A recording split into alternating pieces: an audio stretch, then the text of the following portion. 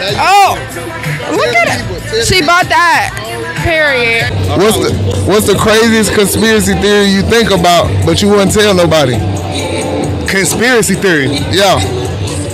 You got one tapped in? Craziest conspiracy theory. Pizzagate. They all did that shit. They got the island. Yeah. Bill Gates. Goddamn. The first lady. Goddamn the Trump. Yeah. All of them. They tapped in. Hey, Mike, what's your worst breakup story? My worst breakup story? I caught him in bed cheating and I whooped that. Oh, man. That's sad now. Hey. All right, next question. What's heavier, a pound of pillows or a pound of pennies? A pound of pennies. Pound of pennies. This is the last one. He can't even say it. He's gonna dial. I'm not going to answer that question.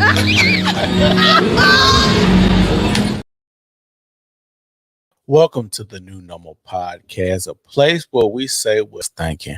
Before we go any further, make sure y'all like the video, subscribe to the channel, share the video, and y'all can always support the channel. Y'all know YouTube has been throttling down my views and stuff like that. They didn't want to give me monetization and the whoop whoop. So if you would like to support the channel, my Cash App is at the bottom. But today we're going to talk about how Black people vote for Black faces. The reason that I'm talking about this, it seems like we don't know anything other than being Democrat. And I'm not here to tell y'all or to give y'all to support any other party besides being a Democrat, independent, or Republican. I don't care, right? The reason I'm saying this is because it is insane that we have the same people in our community that's been voting the same way for the last 50, 60, 70, 80 years and have not gotten any results. That's what you call insanity.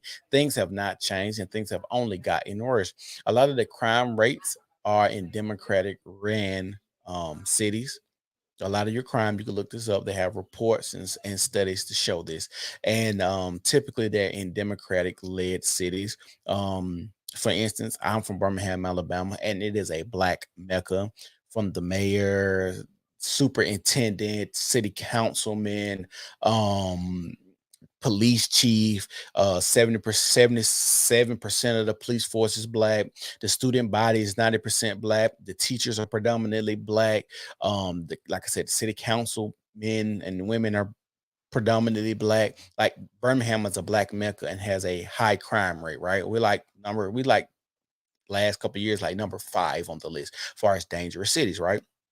But we're also a Democratic led city, right? So the thing is, when it comes to stuff like this, it's hard to say, or we're not supposed to talk about the blemishes that is on the Black community. We're supposed to, spit shine and polish up a turd and make it look good and present it to the world as if it's all right. And we're not supposed to say it because we're supposed to keep it on the hush because we can't let white people know what's going on over here while our community still is in disarray and turmoil. So this is the issue that we have in our community. I just want y'all to know that I love Black people and I want us to get better as people, but we have a sickness in our community. And one of the sickness is single mother, baby mama, baby daddy drama. They love the loving hip hops, and they know y'all put Suki Hunnam Sexy Red a lot, and I've gotten to the point now when I see something that a Black woman accomplishes, I try to share that, because we always like to say that people don't share positive stuff about Black women. So I said I'm gonna take it upon myself to share it, and nobody ever reshares it or reposts it or gives me a reaction to when I share positive stuff about Black women, even though it's few and far between that I do see something positive, because most of my timeline when it's coming down, it's always posting something negative, or when I see something viral, it's about Black women doing this. Or remember a few years ago we had Twerkgate. I just seen a viral video yesterday, and a guy had a gun and a girl was sucking on his gun like she was giving him fellatio, and I would be talking about that on Rumble. Y'all, if y'all know, go to Rumble, because I think Rumble is going to be the new male-led space. Rumble. I'm going to start recording more on Rumble, and I can say what I really want to say on Rumble. YouTube and TikTok are becoming women-led spaces, and they are slowly going to drive the men to their own space where we can have real conversations, talk about real things, right? And like I said, I'm on Rumble. I'm going to talk about the girl sucking this gun as if she was performing fellatio. It's a wild video. I don't know why she felt comfortable doing it. And he's recording her with this gun in his hand and she's sucking it. It's wild to say the least. But I got some videos I want to talk about, and I'm going to talk about DC. We have a guy named Trayon White. He is a city councilman, and he is calling on the National Guard to come and help out his city. Now, if y'all remember when crime was at an all-time high, when we had all this anarchy going on when COVID first hit, you had Antifa, you had the Black Lives Matter rise and shit like that. Like, you got to understand that Donald Trump once said we should call the National Guard, or he was going to call the National Guard out to help with crime. So I know Trayon White is probably a young black man that actually wants to see his community do good. And the reason that I say that is because that was something that Trump said, and he would be labeled a quote unquote Trump supporter if he comes out and said he needs the National Guard in DC because DC is pretty much a hellhole right now. So I'm going to share my screen and we're going to watch some videos. We're going to watch some videos. So y'all won't think I'm, as the kids say, capping. And Councilmember White tells me he plans to communicate with the mayor and the new interim police chief to get further direction on this issue. Reporting live. Hold on. I had to let it load. 7 News covering DC right now, and 13 people have been murdered over the past 7 days, hitting every quadrant of the city. One of those shootings took place in Anacostia just Saturday night, where at least 80 bullets were found, and you could see the shell casings there, those markers. That is where Councilmember Trayon White, he was flanked by mothers who lost loved ones to violence. They demanded change, including a call for the National Guard to help. Kelly Lynn was there and asked what that would actually look like. Kelly, what'd you learn? Well, I got responses to all of those questions, and I feel good about that. Councilmember White was right back in his district today, continuing his push for urgent action in response to the growing violence on city streets. Say my son's name, Bernard Hodges! Bernard Hodges! A plea to remember those killed by gunfire as the city pushes for peace. And the crazy part about it is, when they ask you to say a person's name, it's typically because the police killed them or in the hands of police custody. Because that started with Sandra Bland, and they say her name. But now we have black people killing black people in this instance, and now we're saying say their name after they're being victims of killing each other. This is sad, and this is why we need to stop the violence and come together as people. But I said we will never come together as black people. It is over for us. It is no hope for us, because we're always talking about the big bad boogie white man is going to come get us, and every turn we can't do anything, and he has his feet on our neck. And it's like we keep talking about a problem, but nobody's coming up with a solution. Nobody's trying to help. It's always the white man is going to come get us. There's nowhere to turn. Y'all keep saying y'all know what the problem is. Y'all act like, and you know what's crazy? If the white man was so bad and so smart, if you think you got him figured out, he would be 10, 100 steps ahead of you. If y'all thought y'all had it figured out. Or if y'all thought y'all was so smart and y'all came from kings and queens and all this stuff that black people love to say, and not in one iota displaying king and queen behavior at all. Peace. Tempe Satcher lost her son Saturday night in a deadly shooting here in Southeast. Bernard believed in knowledge. He believed in education. Satcher shared this photo of her son with me as Ward 8 Councilman Trayon White addressed reporters on Tuesday about the rise in violent crime. There's a spirit of anarchy and lawlessness rampant through our community. White reiterated his call to activate the D.C. National Guard to help fight crime and answered my question about how the Guard would possibly be used. One of the biggest things that they can provide is presence. The issue right now in our community is that you hear over and over again, we don't have enough officers. White says representatives from the National Guard are asking. And you know why you don't have enough officers?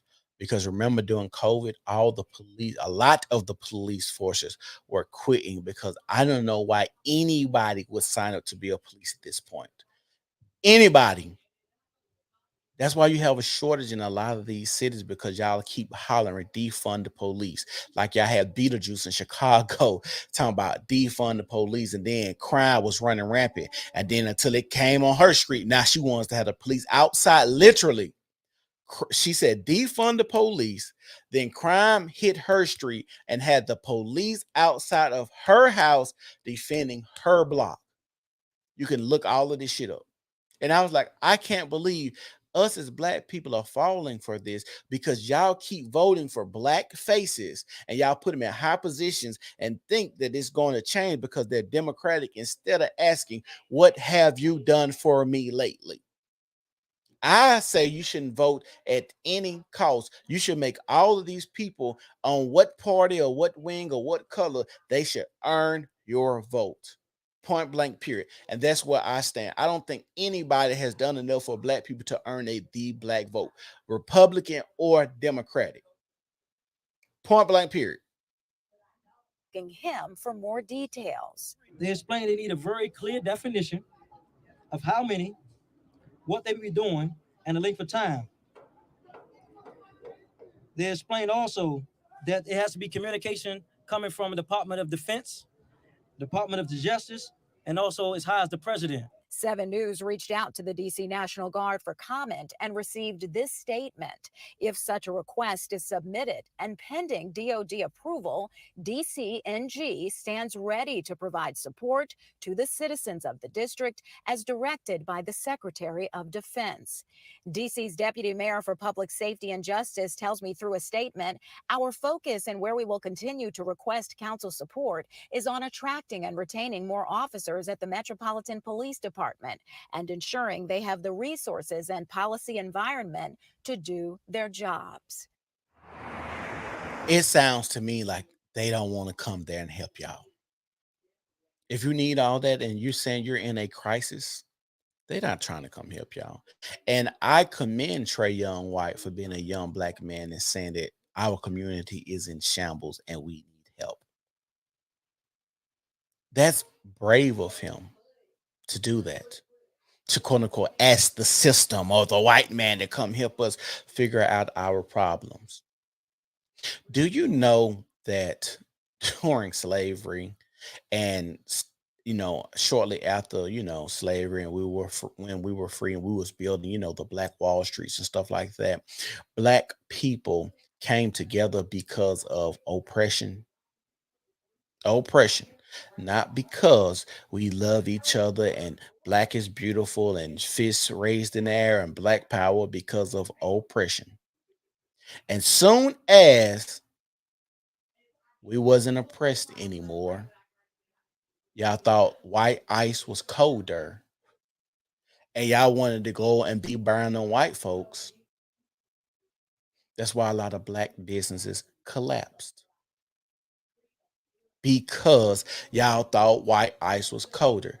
It ain't never been a time in my life that I wanted to go and hang around white people. And there's nothing against white people. It just, I feel like people want to be around people they look like and they feel more comfortable with. But for some odd reason, y'all wanted to go sit at the restaurant with white folks. Y'all want to use the same bathroom as white folks. And I think that goes back to the same argument when we had this trans issue. It's just a bathroom. Go in there and piss and shit and come out. The same thing with y'all bathroom. Go in there and piss and shit and come on out. If you take pride in your stuff and you clean up behind yourself, there's no reason that the white bathroom should be cleaner than the black bathroom. There's no way that the projects should look like they look. If you got predominantly black people standing there, then why don't y'all cut the grass? Why don't y'all make sure people ain't spraying graffiti on the wall? Why don't y'all keep them up and make them look beautiful and plant gardens and to feed your children? The reason black people supported black people was because of oppression, not because of the love of black people. And Councilmember White tells me he plans to communicate with the mayor and the new interim police chief to get further direction on this issue. Reporting live in Southeast, Kelly Lynn, 7 News. Kelly, thank you. It was 1 year ago this month that we reported the Pentagon denied Mayor Bowser's request for National Guard help and use of the D.C. Armory as undocumented migrants were bussed up from Texas, while the DOD cited a lack of training and preparedness at the Armory. Hold on, it's the National Guard and y'all ain't training people for this? Hold on, so y'all not trained for stuff like this. Y'all don't train for any of this. This is weird. And like I said, they don't want to help people. They don't want to spend their resources. They don't care what happens, especially in the black communities. They're not trying to intervene or interfere. And then they have to worry about, if they were to try to help, how racist they will look to try to help the poor black people. Black people can't get their shit together. But, oh, fuck. I ain't put my damn thing up there. But let's talk about this. The same city councilman, Trayon White,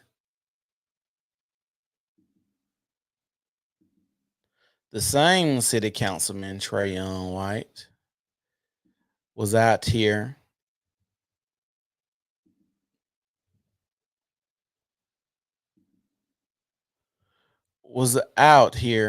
fighting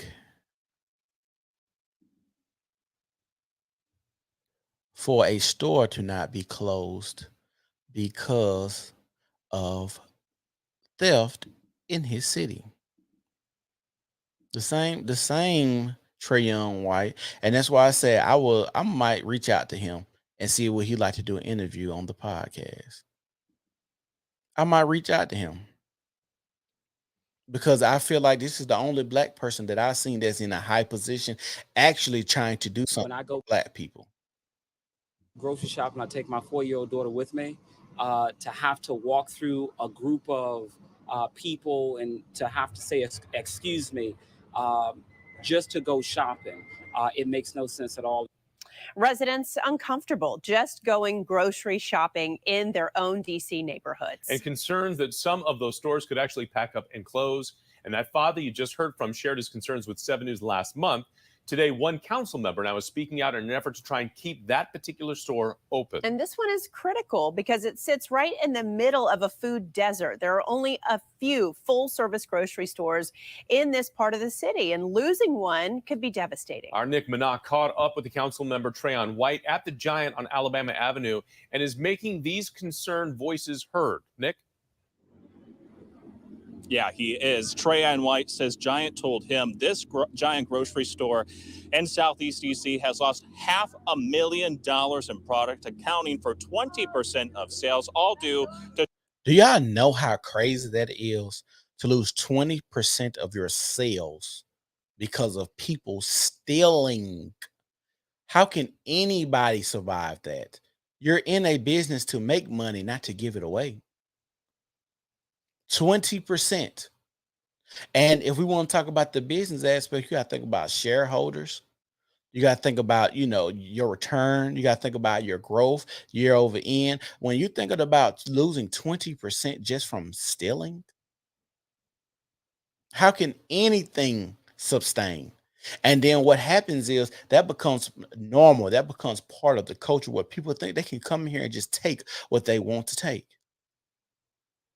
And this is why I say I commend Trayon White for calling this out and saying this is the issue and we have a problem. And then you get on TV and you see so many black people or social media talking about how in their neighborhoods they have food deserts. The fuck is that? In a first world country in America, we have places that they send are food deserts. It should not be like that. The shoplifting. To date, this giant has had at least 135 stops from people stealing from the store. And there are Hold on. almost double that amount that didn't get. Hold on. I know he didn't say today. Today, they had 135 stops.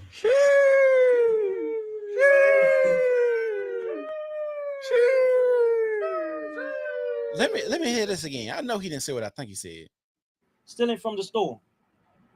And there are at least 135 stops. The shoplifting. To date, this giant has had at least 135 stops from people stealing from the store. Oh, okay. Okay, he said to date. I was about to say, I thought he said today. And there are almost double that amount that didn't get stopped. And so I want to speak to the community today as the leader of this community. DC City Council member Trayon White spoke out about the high rate of shoplifting at this giant grocery store on Alabama Avenue Southeast. It's one of only 4 major grocery store locations east of the Anacostia River. And if this store closes its doors, White warned the impacts will be devastating and create a food desert for some DC residents. A month ago, 7 News showed you how ANC commissioners and the community gathered at the giant location to speak out about their concerns that this store may leave their community if safety doesn't improve. 7 News is asking the mayor and MPD what changes have been made since then to help. The mayor's office sent 7 News a statement that said Mayor Bowser is leading conversations with stakeholders to discuss public safety. Meanwhile, Giant has hired security, but Trayon White says more needs to be done. We also learned. What more do you need than security, or people not respecting the security? Or are the security part of the problem and allowing the theft to go on? Are you hiring the same security in your store that will come back and steal from your store? Are you hiring the same security that's friends will come into that store and they see their friends stealing and be like, hey, when you steal this, you make sure you get me X, Y, and Z too. I'm gonna look the other way. Like, where are you hiring this security from to patrol your stores? That Giant in his leadership has spent over $300,000 in security. $300,000 in security. You got to think about it. You already losing 20% of your profit, or your sales from stealing, and then you beef up your security. There's no way that can be sustained. And we can't act like this is just in DC. Chicago had the same thing. Chicago had Walmart. They were picketing outside of Walmart for Walmart not to leave. San Francisco, I want to say, had 2 or 3 stores closed down. Theft is getting ridiculous because a lot of these policies that are getting passed in Democratic-led cities, if you don't steal a certain amount, they just give you a slap on the wrist and you're back out there. In New York, they had interviewed a guy that said he got caught 3 times in one day because he still makes sure he steals under a certain amount so he can be back out there on the street causing a nuisance. But that did not derail or take away from the people stealing. In fact, the regional manager told us that people who had stuff in their carts walking straight through the door. Straight through the door. But taken from this store is really taken from yourself. We are home to a lot of senior citizens and elders who have to eat at this store. And the more we take And we know this giant food store isn't alone with concerns about shoplifting. Ahead at 6 on 7 News, you're going to hear from a DC resident who's concerned about what's happening at the Safeway right down the road. Live in Southeast DC, Nick Minock, 7 News. Nick, thanks for that. This is sad. The store down the street is having the same issue. Down the street is having the same issue. And then you have to ask yourself, if y'all really worried about having no stores or a real certified food desert, why don't the community come back together and police itself? If you're not, because we know a lot of people ain't growing their own food, ain't got, storing water, they can't survive or sustain outside of the grocery stores, right? And then if those stores leave, that means the commute will be longer to stores, because you're going to have to probably go to a more suburban area to go and shop at your Walmart or your local food stores to get what you need. So that commute is going to make your prices go up, because you're already spending more on gas. Thinking about taking the commute on a bus to somewhere a lot farther that's not in your city. Like, you have to think about all of these little intricate and minute details just to even go shopping to make it feasible for you to sustain life, because a lot of people are on fixed incomes and they can't maneuver in a certain type of way to where their expenses can go up like that and still sustain a lifestyle where they can live comfortably, especially if you're on a fixed income. These are the policies and the people that a lot of people are voting for. This is the only Black person that I see out here asking for help. Most of the Black people that I've seen, if they ask for help from the police, it's for them, but then they tell you they want to defund the police, but then have the police protect them. What was the lady, the Black lady, I think it's in Missouri or Arkansas, crazy ass Black lady. She was talking about defund the police, but then have the police as her security when she go give speeches. I can't think of her name. She wants to, listen to me, she wants to defund the police, but when she goes out and gives speeches, says she needs the police with her. Think about that. This is literally what she said out of her mouth. These are the policies and things and people that y'all are voting for that are Black, and they just have Black faces. They are the right hand of white supremacy, like y'all like to say. These are the people that look like you and got their foot on your neck, because they get in high places don't mean they're going to do nothing for you. This is a fact. This is a fact.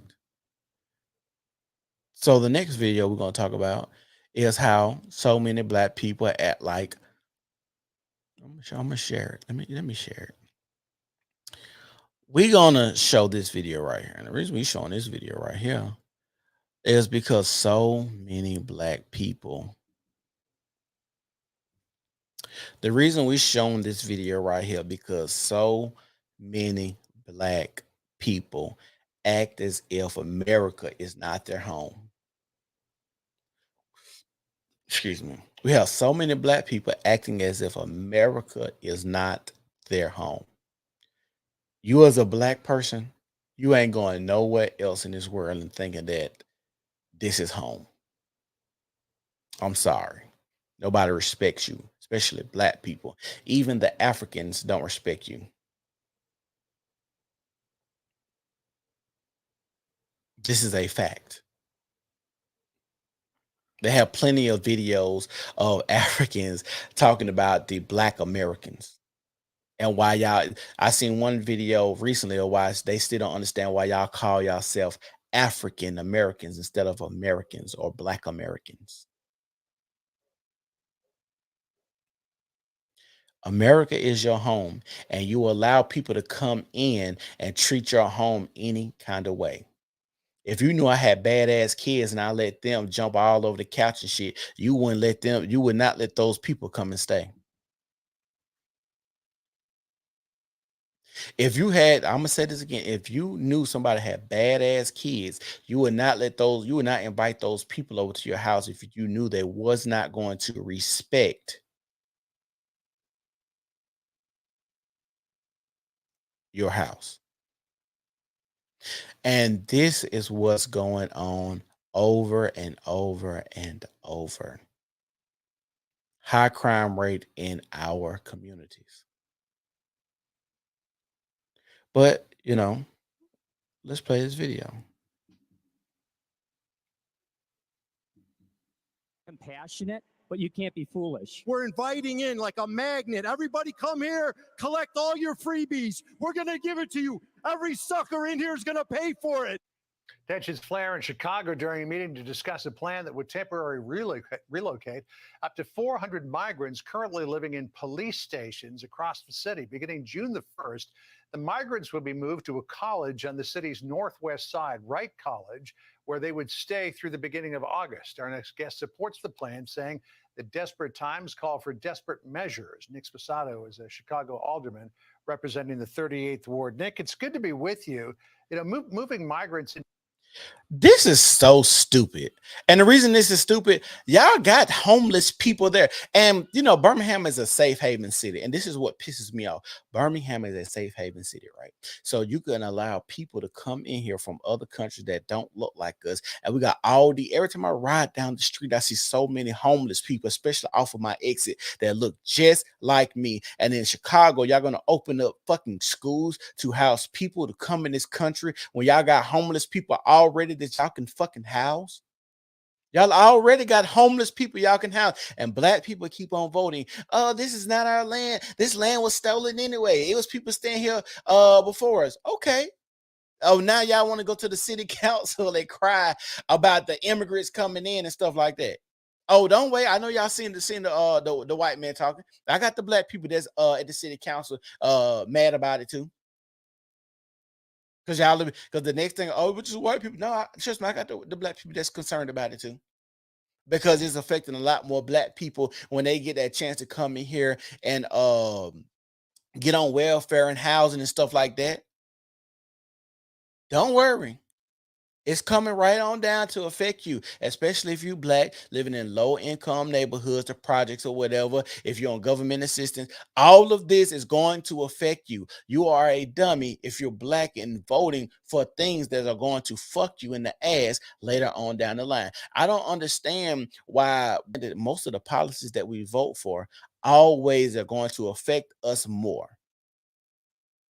A lot of the policies that go on in America, I don't give a damn if it's Republican or Democratic, but especially Democratic, affect the bottom tier of people first. Then it trickles its way up.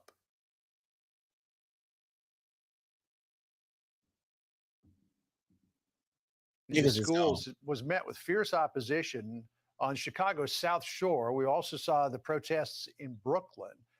Now there are folks in the Wright College area who seem like they're not happy with it either. We saw those folks talking in that community meeting. And listen to this exchange between the deputy police chief and some of the folks in the crowd.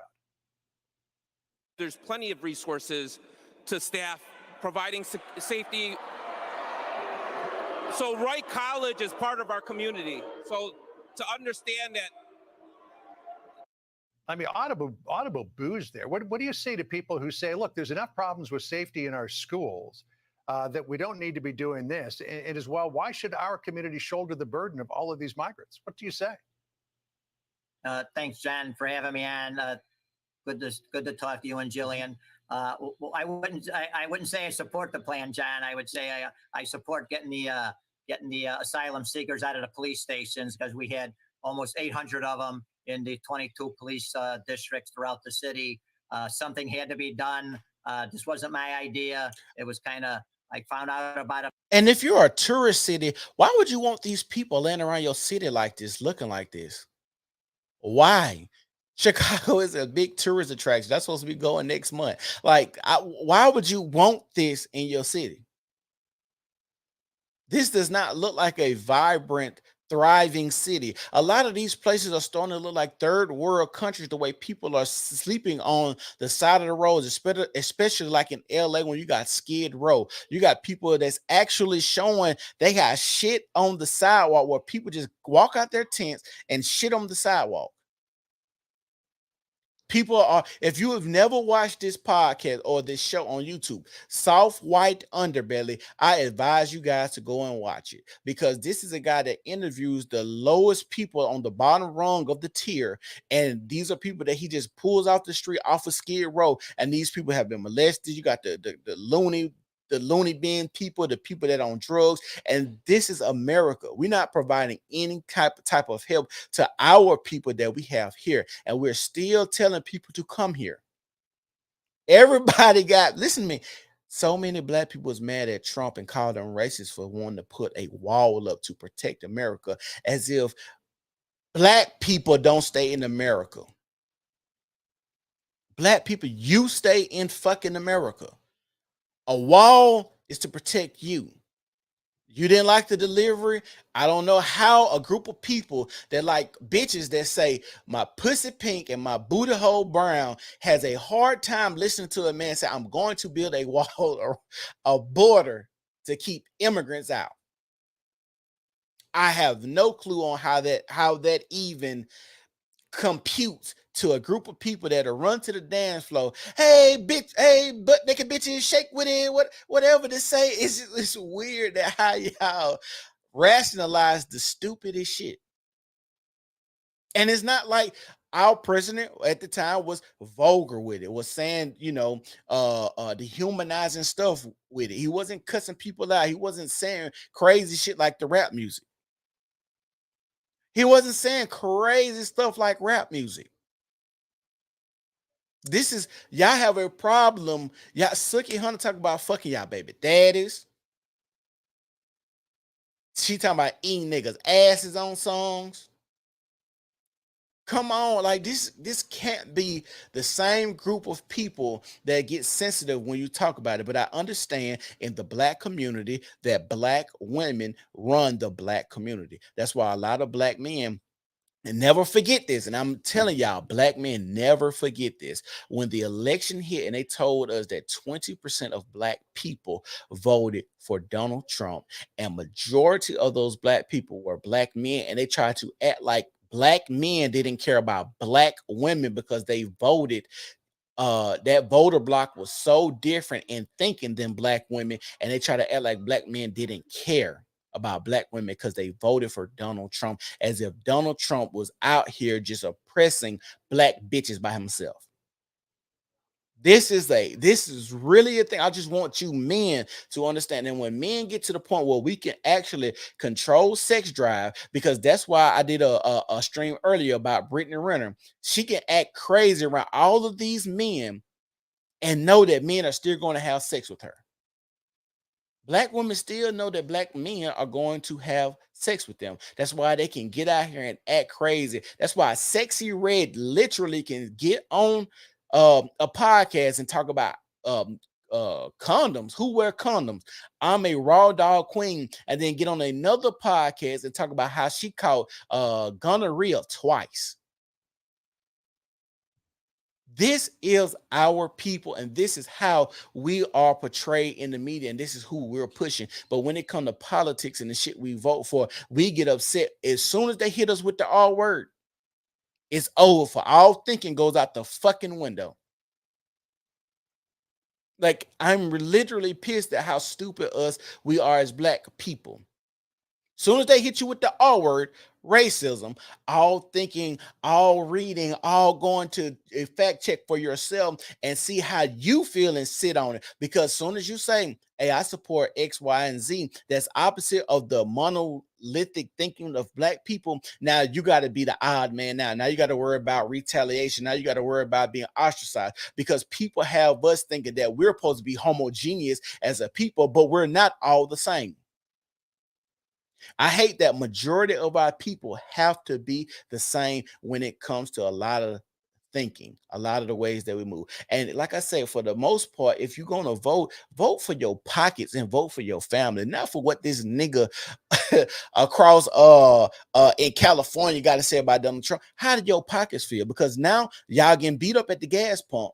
Y'all getting beat up at the fucking grocery store, because I could find a clip when Donald Trump told y'all black ass, hey, as soon as I get out of office, these gas prices is going to double. And what the fuck did they do?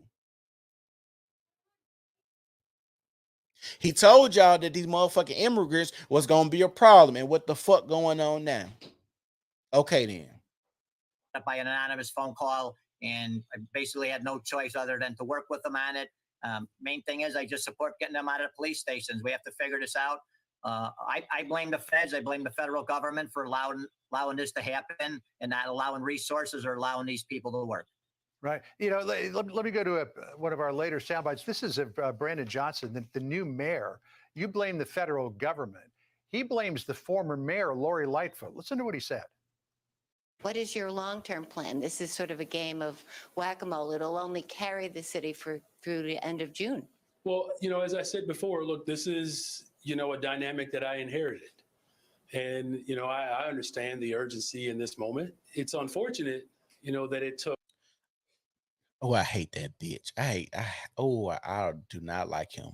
And you would think it couldn't have got worse after Beetlejuice, but trust me, this nigga here, oh boy, he's a piece of work. I promise y'all.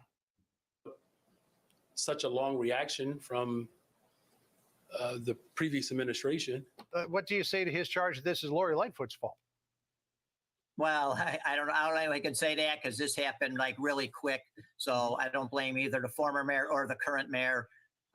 It's just something that's been happening. It's only going to get worse if we continue to let people come in without a plan. We're getting no help from the state. We're getting no help from the feds. We need money.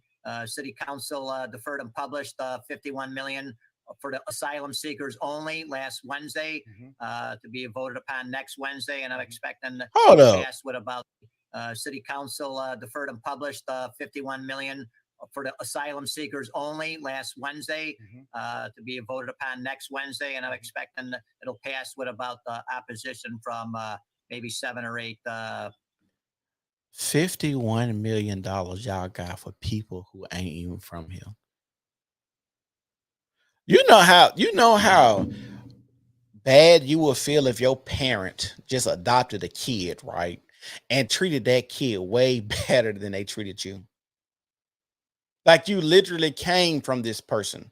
Like you were birthed from this person. And they just say, you know what? I'm going to let a new motherfucker just come in this bitch and I'm just going to treat them better than I treat the child that I actually had.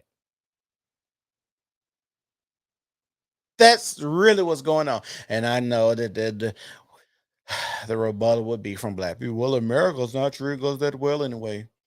Nigga, most of y'all live in black meccas in America. Most black people stay in the cities. Most black people in those cities, a lot of those have black mayors, black city councilmen, black police chiefs, police force, black student bodies, teachers, city councilmen, and women. Baltimore. Hell, I told you I stay in Birmingham, Alabama, and you can look up the demographics for everything that I'm telling you. Mobile, same thing. I'm telling you, most of your black ran cities are a black mecca, and they have the potential to change them, but y'all are voting for black faces and not good policies. Aldermen voting against it, me being one of them. Right. So the city, it's costing the city an awful lot of money. That $51 million would only last until the end of June. Yet Chicago proudly wears on its sleeve the fact that it's a sanctuary city. Says we're not going to work with ICE because that would destroy the fabric of our community as a welcoming place for people who are poor, destitute, have nowhere else to go. I mean, did Chicago bring this upon itself by virtue of its status as a sanctuary city?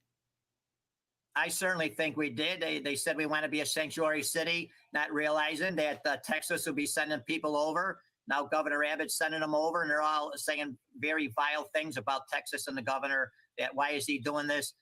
Basically, in my opinion, the governor of Texas is doing him a favor because Brownsville, Texas, doesn't have the resources to help these people out. Yeah, I mean, you can imagine if Chicago is suffering the way it is, having to put 800 people into police stations to house them. You can imagine what places like Brownsville and El Paso and McAllen and all those other border towns are going through. Just think about this. If they are shipping 800 people to Chicago, you can only imagine what they're going through in Texas. And I don't blame people like Texas and Florida for shipping immigrants to these other states. If we got to deal with this shit and y'all voted for us not to have no motherfucking wall, we all gonna deal with this. One band, one sound, nigga. One band, one sound. Yep. Because if I got to deal with it, I'm finna ship their ass right up there and let y'all deal with it too. Don't be dumb. Y'all folks that stay in Martha's Vineyard, don't be crying about how we shipping these niggas, these immigrants to y'all. Do not be crying. I don't want to hear it.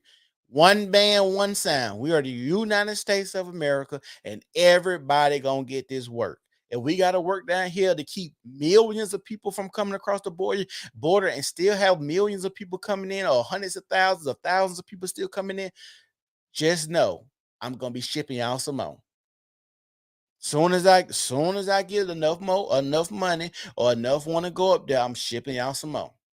I sure am, and I ain't gonna feel no way about it until we. And the reason I got to do this, y'all need to vote when the presidential time comes.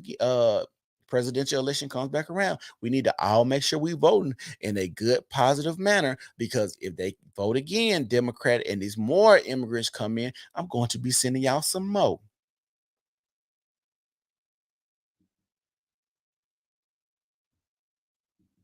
That we don't need to be doing this. And as well, why should our community shoulder the burden of all of these migrants? What do you say?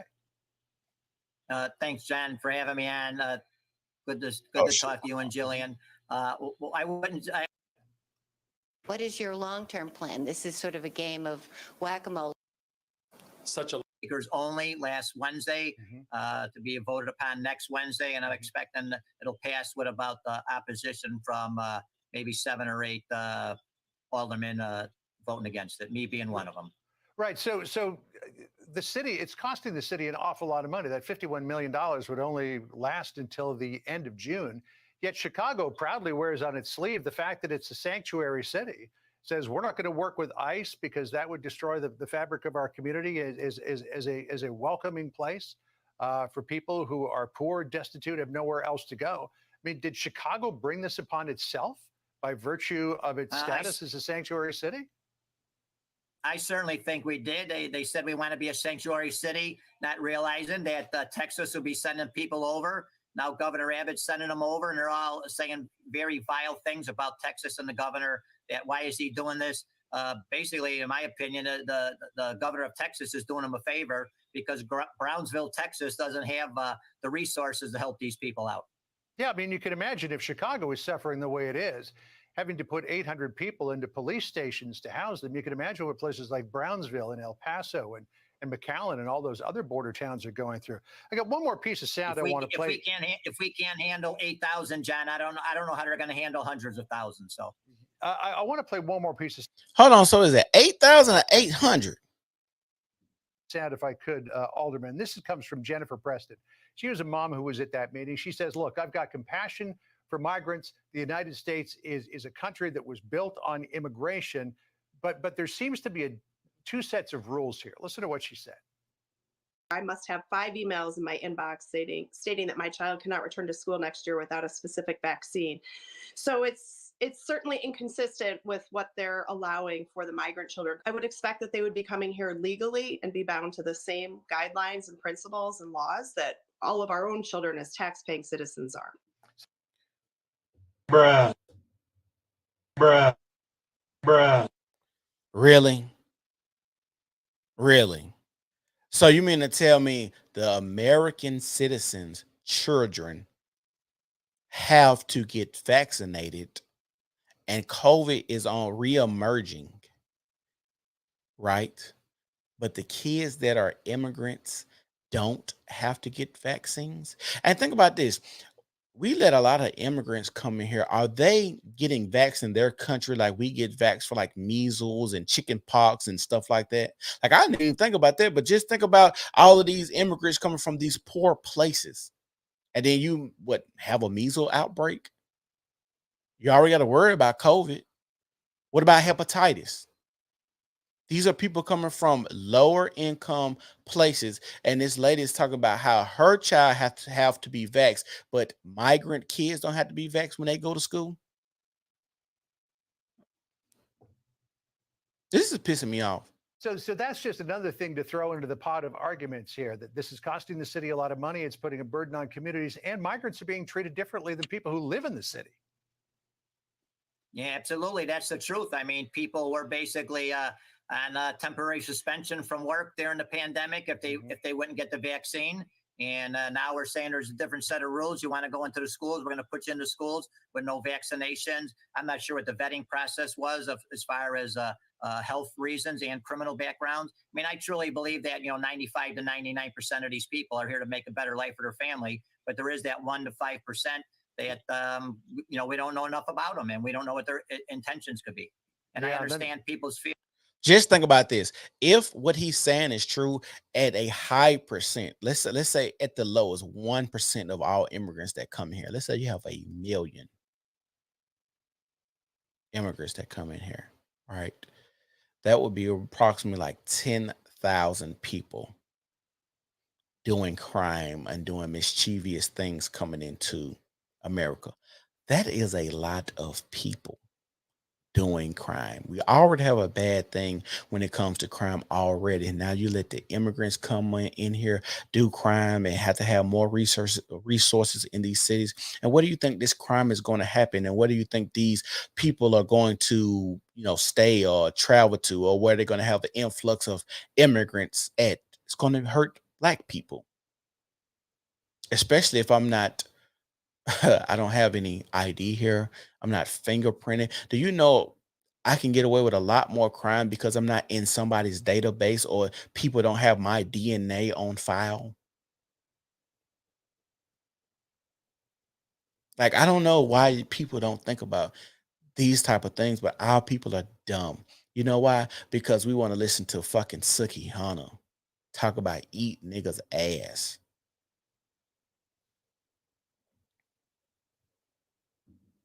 Fear is basically, John, is fear of the unknown. Yeah, and there's no question that people have that fear, particularly given how quickly a lot of these people have been released in the community and were they fully vetted. Nick Sposato, Chicago Alderman for the 38th Ward. Good to talk to you.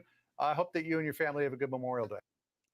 I got another video to play for y'all. Is this it right here? Oh, here it is.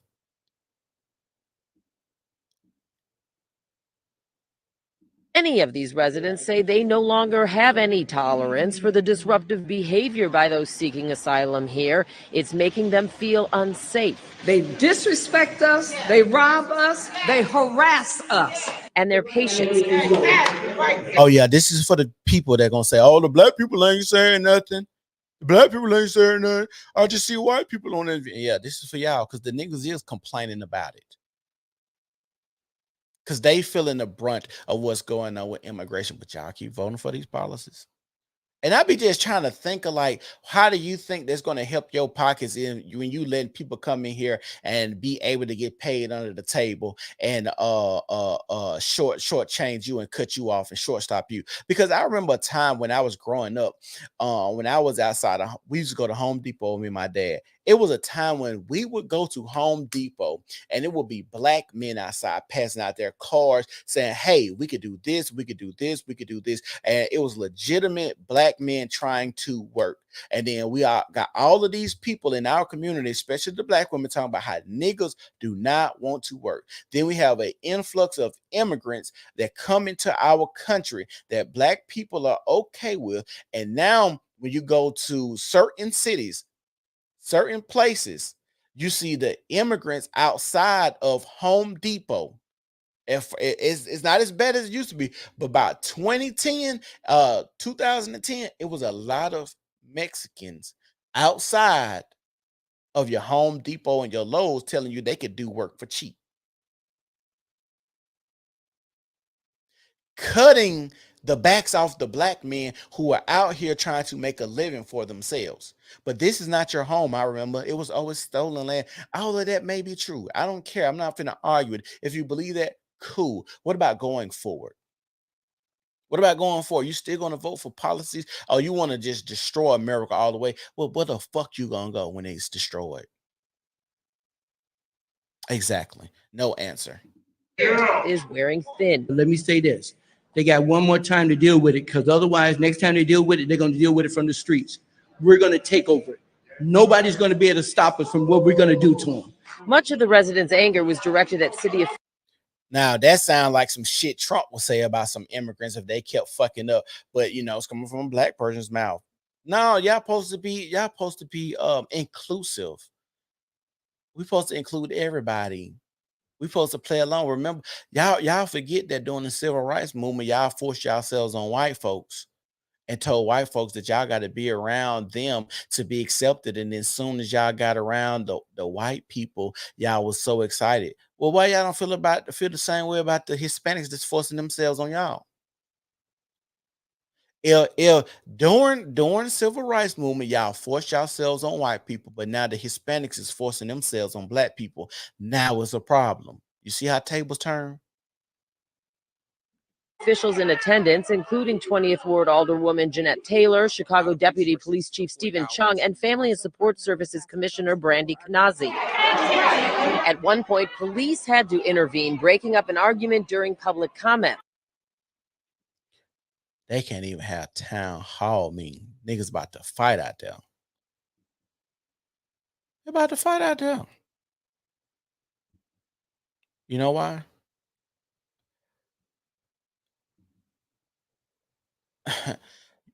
They about to fight out there because people aren't living their best life. People are struggling. Inflation is crazy. We probably are in a depression. And that was Chicago. And as a matter of fact, I'm going to try to find Chicago had a store leave out. It was a store that left out of Chicago. Might have been Walmart. I think I said the Walmart.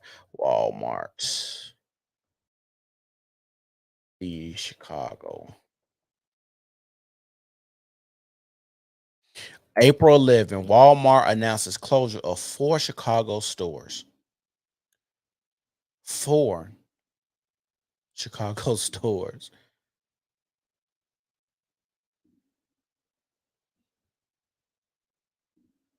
We pull it up for y'all.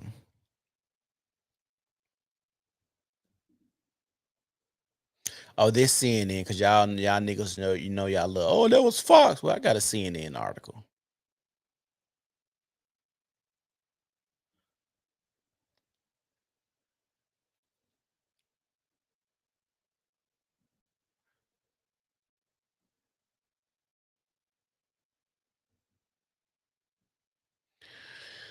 Oh man.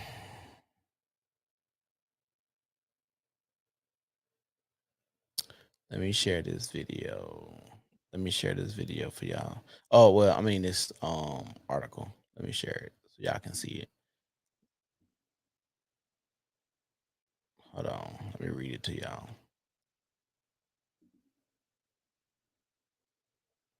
And this is what I'm telling y'all. Like, this is the stuff that black people vote for. I'll make it big so y'all can see it. So y'all can actually see it, hopefully. Oh no. Well, it said it said I told you so right here, but let me read the article, the headline so y'all can see it. So y'all won't think I'm out just capping this. CNN. What Walmart's pullback from Chicago says about corporate America limits. I got a video right here. Let's see what it play.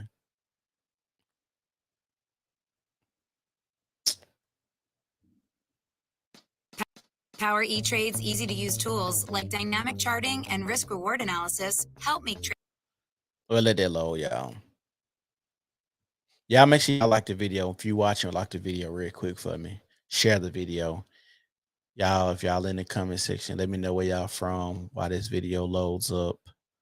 And we're going to play it as soon as it gets all the way loaded. How do y'all feel about the immigrant situation? Do you feel like black people are making good decisions when it comes to the policies that they vote for? That's adapting to the point that we made there, which is they're shifting to cheaper products and focusing on the essentials. Yeah, and the problem is because consumers are spending more on fuel and on food, they're spending less on higher margin categories like retail, right? So Walmart putting out this profit warning saying that, look, it expects operating income to fall 13 to 14% in Q2, 11 to 13% for the fiscal full year. Profits also to fall 8 to 9% in Q2 and 11 to 13% in full year. Look, the CEO, Doug McMillon, saying that food and fuel inflation, these two things that we talk about a lot on the show, Julia, have really shifted how people are spending, right? So you are seeing more people spend on essential. Like I told y'all, that gas and that food beat y'all pockets up. And every time they hit y'all with that R word, because racism is a $1 billion industry. Never forget that. The reason they keep race going is because they make billions of dollars on it. That's why they'll put Black Lives Matter and paint it on the street and put it on the football field and let y'all do end zone dances all of a sudden. And then they'll put Black Lives Matter on the damn basketball court, because we all know racism is a $1 billion industry. Making a nigga mad gonna make a nigga pockets heavy. Never forget that. Making a nigga mad gonna make a white man rich. Always. Essentials on things that they absolutely need, which is a lower margin business for Walmart. And that leaves less discretionary income for categories like retail, which is a higher margin business. But one retail analyst also saying it's not just those factors, it's also higher costs for Walmart. Neil Saunders, look, all of this is allied with a higher cost of doing business, with transportation costs, labor costs, and a whole host, I think we can pull it up here, of other overheads shooting up over the past 12 months. Walmart has not passed these costs on in full, which has an impact on its profitability. Of course, Walmart, its whole brand, Julia, is centered around being a low-cost retailer, right? So unlike perhaps some of its competitors like Target, it can't really fully pass on those costs while maintaining that brand of being a low-cost retailer. That said, to your point, Julia, Walmart is the largest U.S. retailer. So what happens to Walmart certainly matters, and people start to wonder, well, will we see the same in terms of Target, in terms of Costco, in terms of Macy's, a pure play retailer? And you can see those shares are down pre-market on the back of this warning. So it is yet another warning from a retailer about excess inventory. And this is perhaps the strongest warning in terms of consumer spending because of high inflation in categories like essentials, like fuel and food. Like I was telling y'all, if a company is losing 9% in profit, that's never a good thing. And it's only going to get worse before it gets better. We are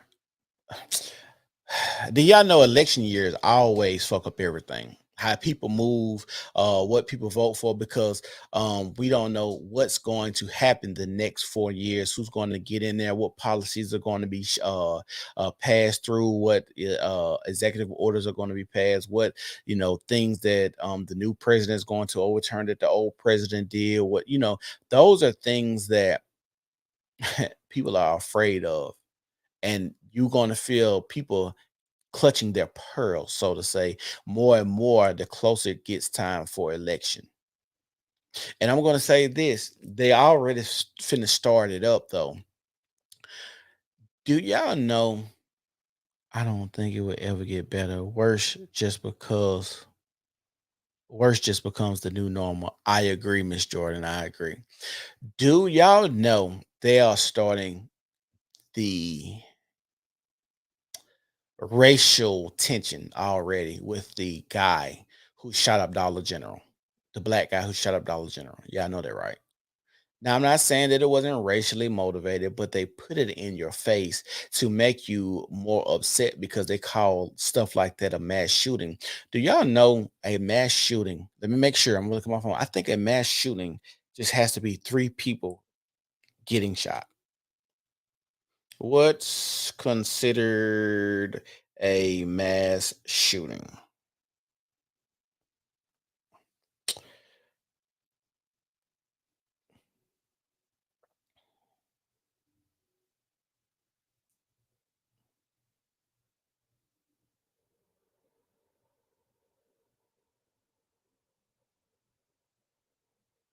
I want to say a mass shooting was considered when 3 people get shot.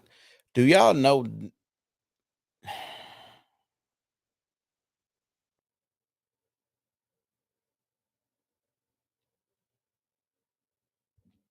They give it. See, that's why they don't.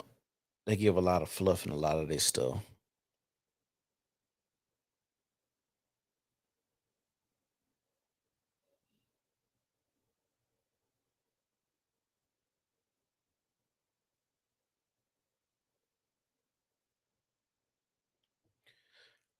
Hold on, let me see. How many people gotta get killed to be considered a mass shooting?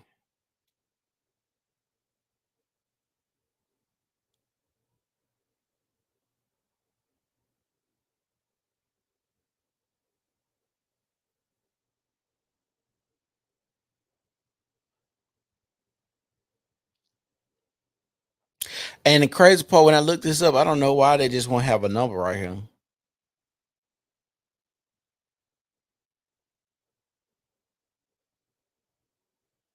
Okay, it says the FBI has not set a minimum number of casualties to qualify an event as a mass shooting, but the United States statute, the Investigative Assistance for Violent Crimes Act of 2012, defines a mass shooting as 3 or more killings in a single incident. So, literally, in our community, the black people, we have mass shootings all the fucking time, but they never classify them because, and y'all need to watch my video of why I'm saying this, because it's a video I'm finna put out called "Why Candace Owens is Wrong."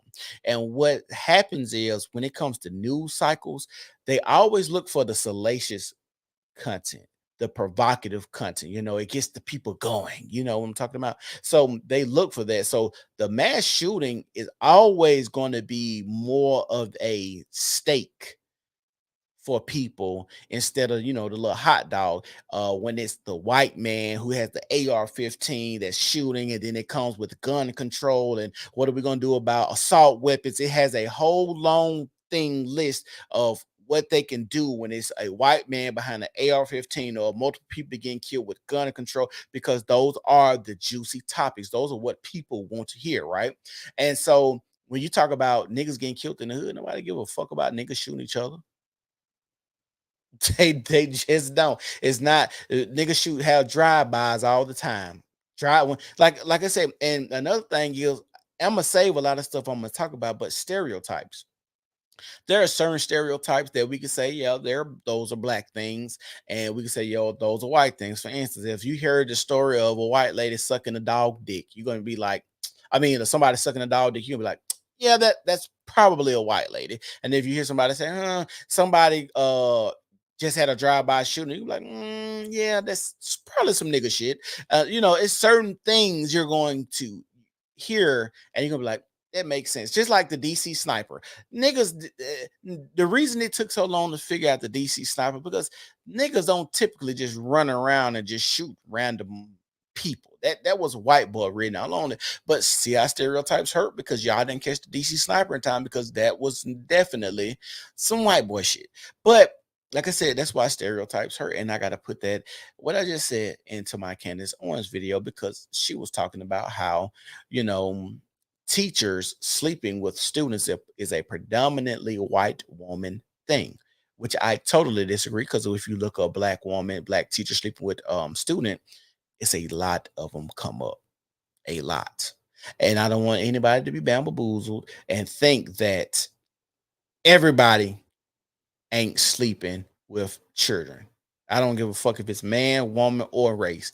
That's why you have to be careful with the people that you allow around your children. That's not the new normal. That is the normal. Right. The amount and the rate of people that I keep hearing. Have y'all, as a matter of fact, let me tell you off screen. We're just gonna talk about this real quick. Have y'all seen that TikTok of the white lady that's gone viral? And she was talking about how her and her brothers were playing hide and go seek, right? This is crazy. Her and her brothers were playing hide and go seek. And when they were playing hide and go seek, she was in the closet, right? And she found this safe in the closet. And as she found the safe, she found the combination to the safe in the closet. So they had VHS tapes in the closet, right? So as she finds these VHS tapes, listen to me, this is how crazy this story is. She finds these VHS tapes. So her and her brothers decide to go watch these VHS tapes. They decide to watch these VHS tapes. And as they were watching the VHS tapes, the mother comes in and says, cool, I want to watch the tapes too. They put the tapes in there, and it was her father sexually assaulting and molesting her when she was a child.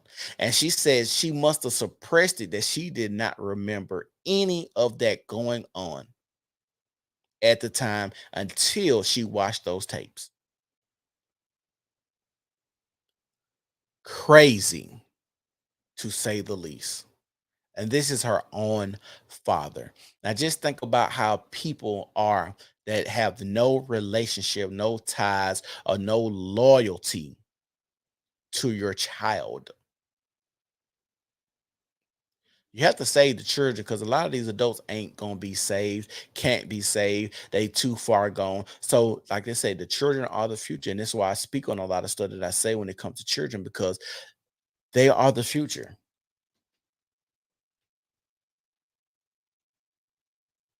It's hard to change broken men and women. This is sad. And like I say, black people, we keep on voting for a lot of, and this is why I don't understand with us as black people. How do we get so far? Because it was a point in America's history where black people were the moral compass of America. Black people, they used to siphon the bullshit through the black community to see if America was going to go for it. If black people didn't go for it, then you typically knew that America wasn't going to go for it, because we were the moral compass. Now they just don't even have to do it, because it's so much that has been ran through our community now, and so much that we agree with as black people, that they don't even have to do anything. Everybody just agree with everything. So I don't even know how we even like transgender shit. How do we have so many people that's supporting trans shit? In any other decade, niggas be like, nah, that's that white folk shit. But this is why I say blame Dr. King and all them niggas that wanted to integrate, because closer, white ice is colder. Y'all wanted to be around white folks so bad that y'all started acting like white people. It was just certain things that we did not do. A boy being a man, even homosexuality. We knew it was gay motherfuckers in our community. We knew that. That was never a problem. Gay people was never a problem in our community. But you knew one thing about the black community. Anything, if it was heterosexual or homosexual, what you do in the bedroom was your business. People, especially gay people, like to use this talking point. The only reason you got a problem with what's going on is because of it's gay. But if it was straight, y'all would be cool with it. That's a lie. Because I remember a time when Uncle Luke went to the Supreme Court. Y'all always forget this. And he had his booty shaking music. His booty shaker music had to have the parental advisory on your CD covers now, because it went to the Supreme Court, and there were black women and men were upset because he was calling women bitches and hoes and all of this shit. And rap music was deplorable, and we need to protect our kids from listening to it and everything. Like that's when parents would. That's though the early, like the late 80s and the early 90s. I would say for the most part was the last hoorah of good parenting. After that, this shit downhill. Like I be listening, I be looking at TikTok and see the kids dancing and what parents allow their children to listen to. If you wouldn't, just think about this, if you wouldn't allow your child to watch porn, if you would not allow your child to watch porn, why do you have your child listening to Sexy Red and Sookie Hunter when Sexy Red talking about her coochie pink, her booty hole brown, and why would you listen to Sookie Hunter talk about how she's eating men's butt? And you're listening to this around your children, but you won't let them watch porn? What you think that music they're listening to is? That is whore music. That's pornographic music. That's music for adults. And I get it. I think you should be able to make that music. So don't get me wrong. I think you should be, Sexy Red should be able to do it, because I'm a person that believes in freedom of expression. I don't think it's talent, but she should be able to make whatever music she wants to. But there should be a separation of what kids have access to and what adults have access to. That's why certain websites have an 18 or older before you enter. Sometimes you have to put in your age. When were you born? Because this site is for 18 years or older, or this site is for 21 years or older. Just like certain clubs are 21 and older. Some clubs are 18 or older, because they understand that there needs to be a separation of what these people below this age can internalize and accept before they enter these doors. But now it got to the point where everybody in our community is just okay. That Black people, we have a hard time with progression of life. We have a hard time of getting older. We have a hard time of understanding time and place. Wasn't always like this. This is a new phenomenon, and they're allowing it to go in our community. We have a hard time with progression of life. That's why you hear motherfuckers always talking about the 40 is the new 20. No, bitch.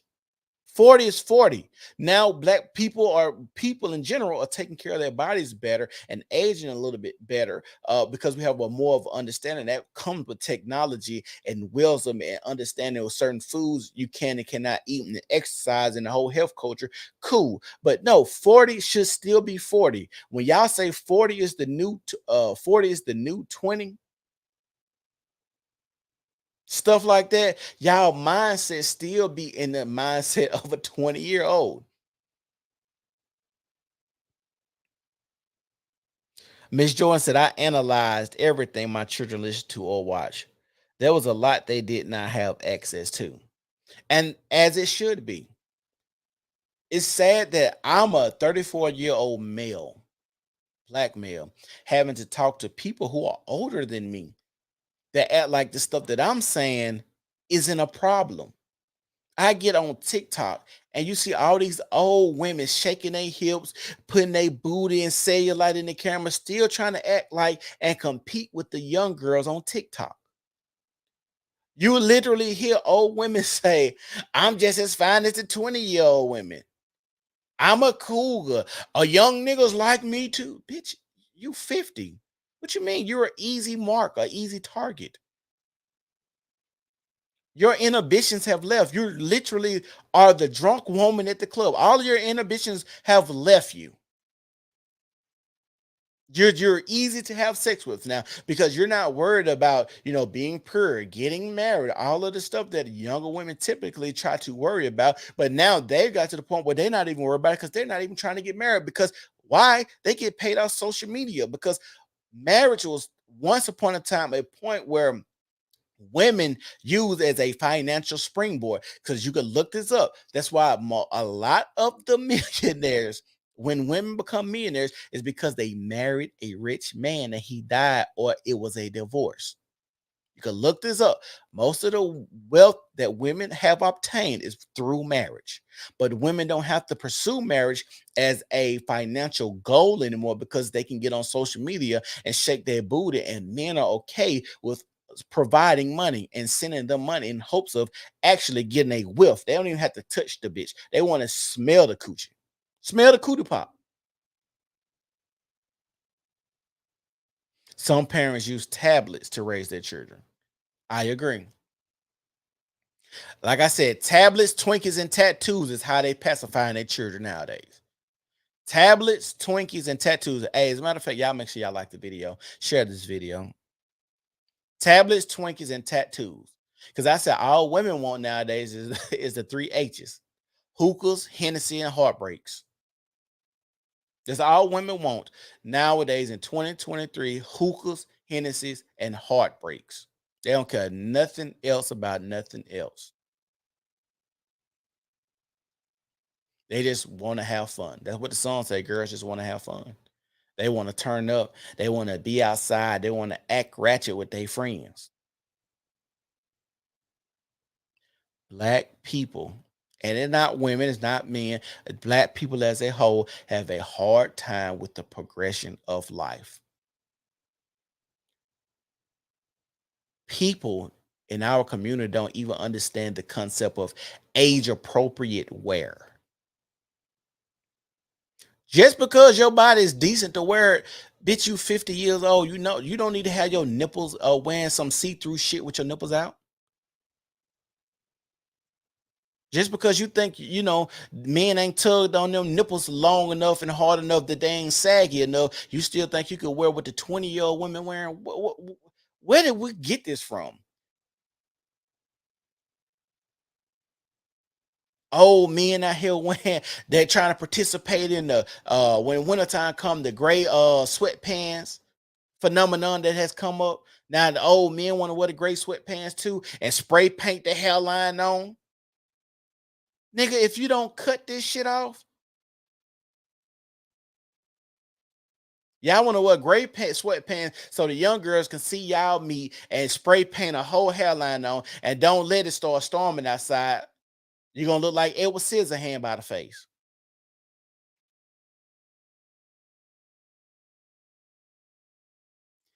This is sad to say. We struggle with the progression of life.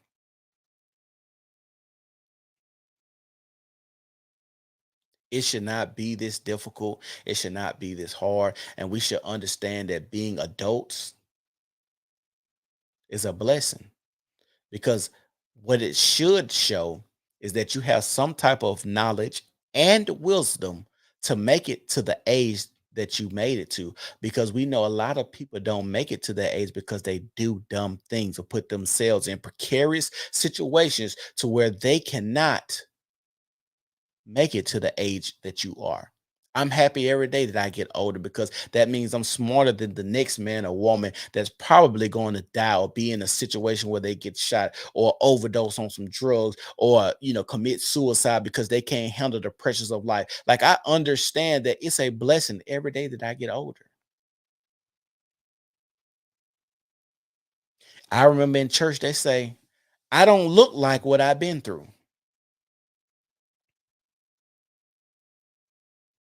That was a blessing to say that. I don't look like what I've been through, because that means you made it, you persevere, you handled those struggles, because life gonna come with struggles. Life gonna come with heartaches, and it's just gonna be like that. I'm gonna say this again.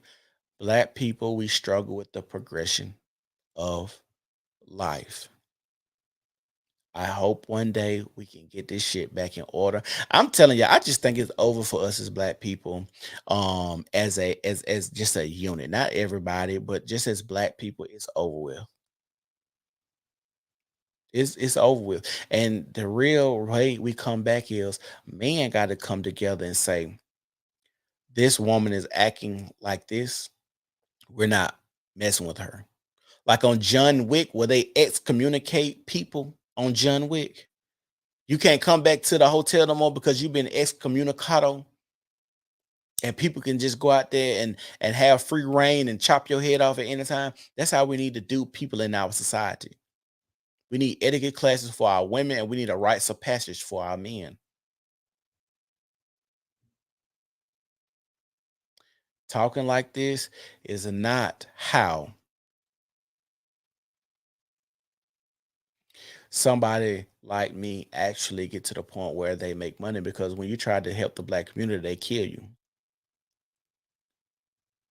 When you speak like this, because I'm not up here and I want to, you know, jack off on camera and stuff like that, and you know, women want to be able to do what they want to do, and men's not supposed to say nothing. No, if y'all want men to actually be leaders, part of being a leader is speaking on what's going on, the sickness. When you go to a doctor, the doctor has to tell you what's wrong with you and give you a remedy to help you get better. And sometimes it's so you know, bad off. I just have to pacify the situation and make you feel comfortable until your dying days. I think I be wondering, do we understand that we are decaying organisms? Like, each day is you're literally are closer to death. You feel it when you get up out the bed. Older you get, you're like, oh man, I feel this pain in my hip, or this pain in my knee, or this stiffness in my back. You are a decaying organism and you're putting miles on you every day you get up.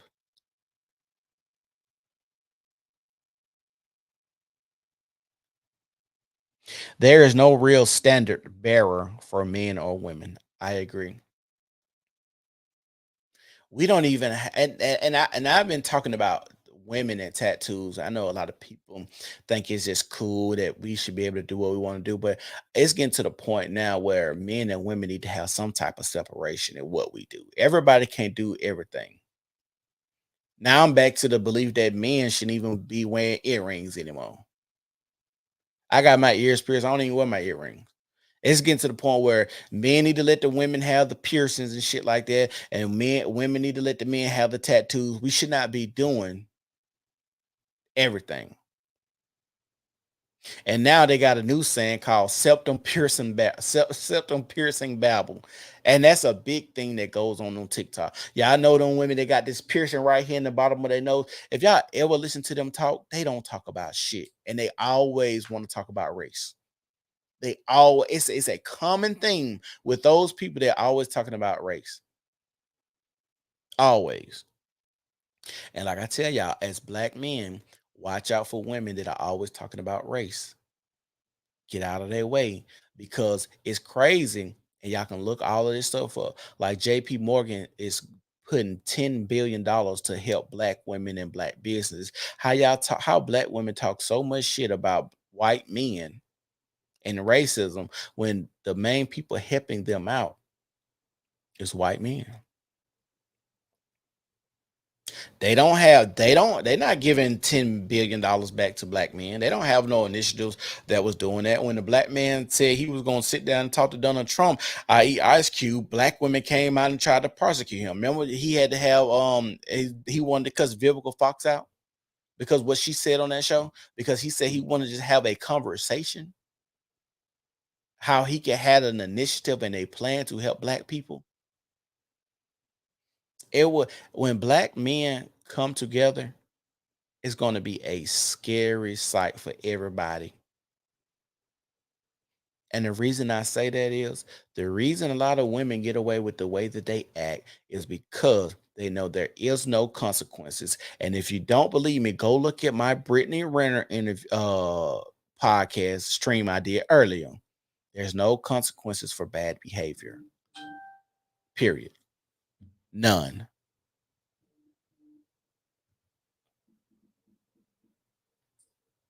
But like I said, y'all make sure y'all like the video. I've been on here longer than I expected. I want to tell y'all I love y'all. I care for y'all. I care for my community. That's why I get up here and speak the way that I speak. Have you ever tried to have a conversation with someone about making morally correct situations and you can tell they have no concept of what you're trying to say? Yes. Yeah, but I, I think a lot of that is because a lot of people aren't taught what morals is. And I think we got to the point as black people, we like to do this gray area shit. And that's why now I had said I understand why our parents said no sex before marriage, because it took away a lot of the gray area, right? And so what I mean by that is, now we have so many people talking about, sex and abuse and all of this stuff because, they're out here. And most of the times when it comes to abuse, there is alcohol involved, right? So, college campuses, bars and stuff like that. And as a woman, she'll be, cool with having sex, but now the man has to, judge if, he should have sex with her, because if he has sex with her, he could be, what? Is it Ashanti? I think it's probably her. Hold on. Hold on, yeah. I gotta run to the door real quick. Yeah, I gotta run to the hold on.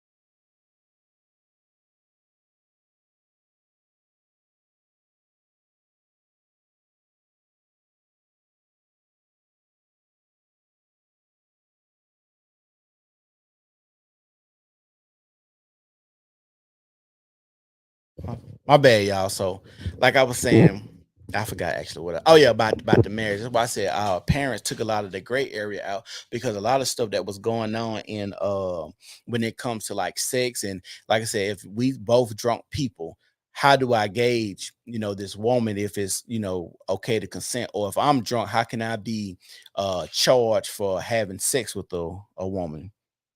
And so the sex before marriage took a lot of the gray area out, because now had this man and he vetted you and you vetted him to make sure this was a suitable candidate to marry, have sex with and procreate with. And now you're not just at a bar drunk in these areas where somebody could take your cootie pop and shit like that. So like I said, we had a time where our parents took a lot of the gray area out, and now we're in a time where they try to add the gray area back in, because people want to be able to maneuver in certain spaces and how they want to maneuver without people saying anything to them. And so they add that gray area in, because now I'm in the gray area. And so morality now is in a gray area. There's no right from wrong. There is no, hey, you can't take the coochie now, or that type of stuff. Well, of course you can't, but it's like we on that type of time now. It's getting very, very weird and very strange, especially the interaction between women and men. As soon as they get in trouble, they know exactly what they should have done. Yeah, I think a lot of that is when people don't expect to get caught. I think a lot of people do shit and they really don't expect to get caught, or they've been doing it so long they get used to it.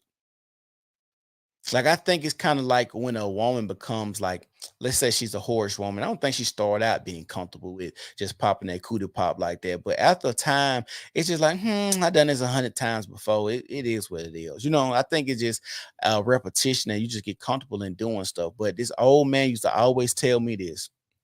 He used to always say, you getting by, but you ain't getting away.